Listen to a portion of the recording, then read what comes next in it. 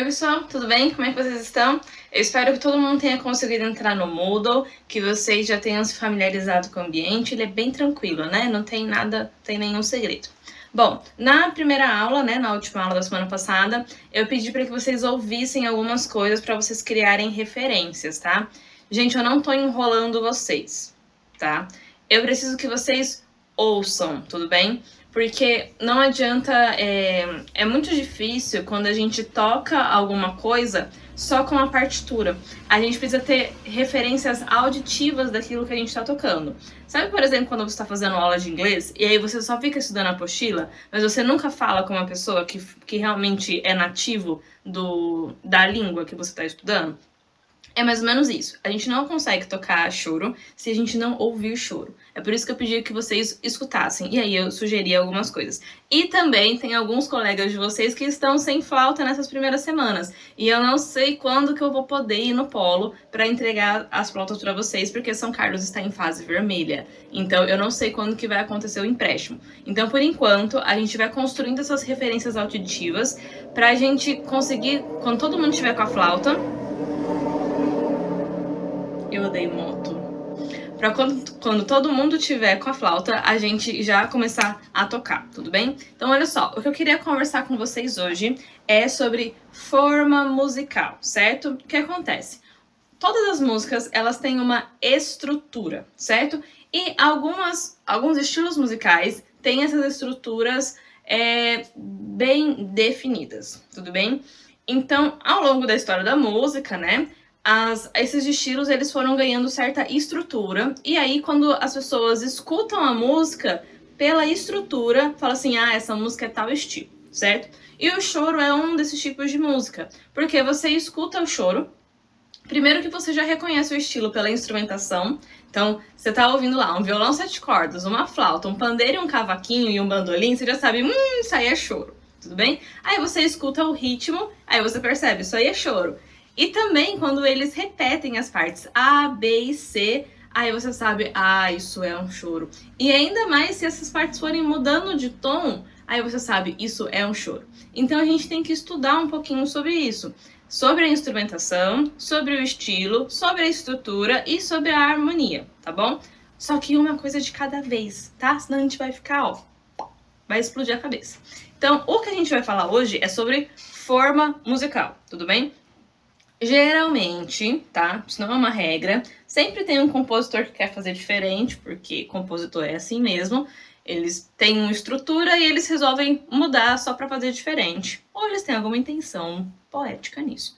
Mas geralmente os choros eles têm três partes: a parte A, a parte B e a parte C. Tudo bem?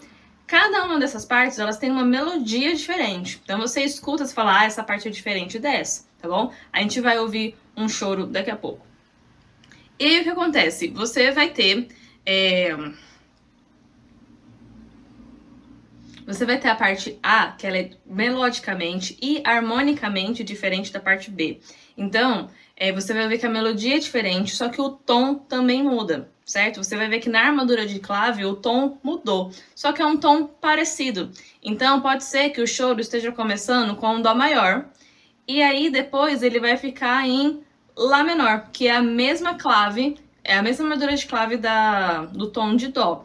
Então, vai de dó para lá menor na parte B e na parte C vai para dó menor, certo? Então os tons estão ligados um no outro, certo? Só que a gente vai ver isso com calma. Hoje o que a gente precisa focar é na estrutura, na forma.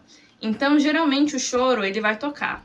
Geralmente o que o choro vai fazer? Ele vai tocar a parte A 2 vezes, a parte B uma vez, a parte A uma vez, a parte C 2 vezes e a parte A, tá?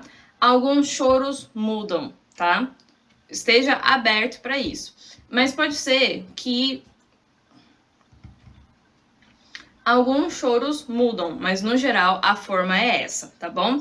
E aí a gente vai reconhecer isso quando a gente estiver ouvindo. A gente vai ouvir e falar assim, isso aqui é a parte A, isso aqui é a parte B, isso aqui é a parte C, voltou pra parte A, tá bom? É importante que a gente vá aprendendo a reconhecer isso. Bom, então vamos lá. Eu tô mostrando aí pra vocês, vou ficar pequenininha aqui agora na tela. Eu vou mostrar pra vocês a partitura Vou Vivendo, do Pixinguinha e do Benedito Lacerda, tá? Então, olha só. Essa aqui é uma partitura moderna. Por que ela é uma partitura moderna? Porque eu fiz ela mês passado. Mês passado? Não, acho que eu fiz ela em outubro do ano passado. Sei lá. Ela é uma partitura moderna, porque já tá aqui no arquivo MuseScore, eu já escrevi toda bonitinha e tal. Então ela é uma partitura, assim, que não é difícil da gente ler. Tanto é que eu já indiquei onde é a parte A, onde é a parte B, onde é a parte C. Mas pode ser que um dia você pegue uma partitura antiga, que tenha sido escrita à mão, e a pessoa não colocou ritornelos para te lembrar que você tem que voltar. Pode acontecer do compositor não fazer isso, certo? E aí o que acontece? Você precisa saber qual é a forma do choro para fazer isso. Então olha só, essa aqui tá bem fácil, tá? Porque olha só, ele tá mostrando aqui, eu já coloquei o ritornelo, então você já sabe que é para tocar a parte A 2 vezes, certo? Então a parte A vai daqui do começo até aqui, certo? E aí você volta. Essa parte A, ela vai ser tocada aqui, ó.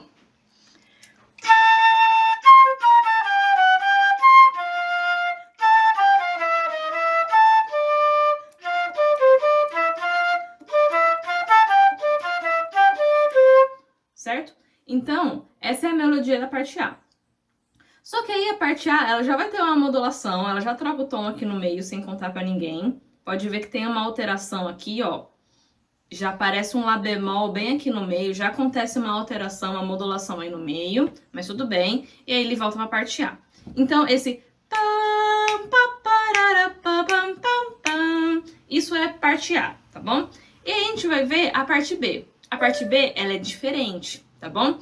E aí a parte B, você vai tocar ela uma vez só. E ela vai tocar isso aqui, ó.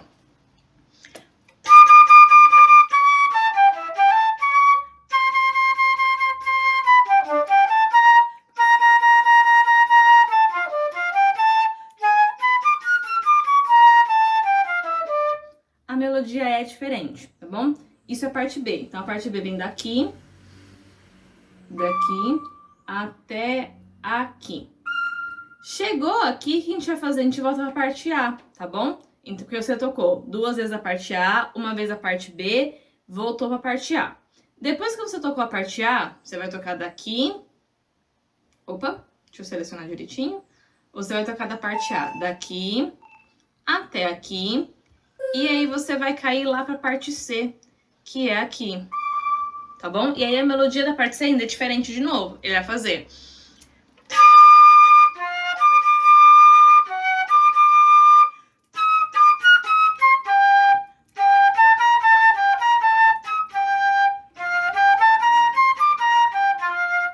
diferente a melodia de novo. Depois que você termina a parte C, você ainda volta à parte A de novo.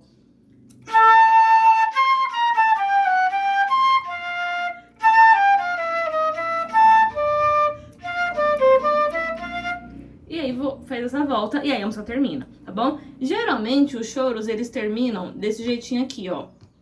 Esse último compasso, ele pega o último acorde e faz... E aí ele termina a música, sempre pra cima. Pam, pam, pam, pam. E aí termina ali sequinho, certo? Então, o que eu quero que vocês façam? Eu quero que vocês escutem. Eu vou mandar essa foto aqui da partitura, eu vou deixar ela coloridinha, só que eu vou mandar num arquivo diferente, porque no vídeo eu não vou conseguir deixar colorido. Pra vocês visualizarem bem parte A, parte B, parte C. E eu quero que vocês escutem essa música, tá bom? Vou ver se eu gravo um vídeo meu tocando ela, com algum acompanhamento. Então, escutem essa, deem uma olhada, percebam essa parte da forma. E aí eu quero que vocês escutem um choro, vocês podem escolher das sugestões que eu dei a semana passada, ou de algum que vocês acharam. E eu quero que vocês escutem, isso não é muito fácil, tá? Realmente vocês precisam se concentrar para fazer isso. Vocês vão parar, ouvir, e aí você vai ver. Ah, isso aqui é a parte A. Putz, trocou muito, a melodia agora tá diferente, isso aqui é a parte B. E aí você vai vendo, vai ouvindo, pra ver se ele vai voltar pra parte A.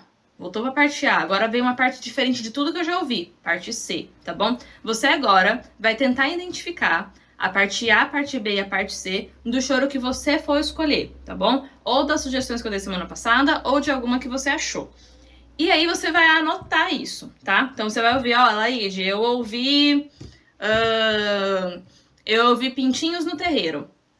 E aí a forma dessa música é essa, ó. Essa é a gravação que eu ouvi e a forma é essa. A, B, A, C, C, A. Legal, a pessoa, o compositor seguiu certinho. Ah, Laide, ouvi Corta Jaca. Não achei parte C. Pra mim ela só tocou parte A e parte B. Parte A e parte B.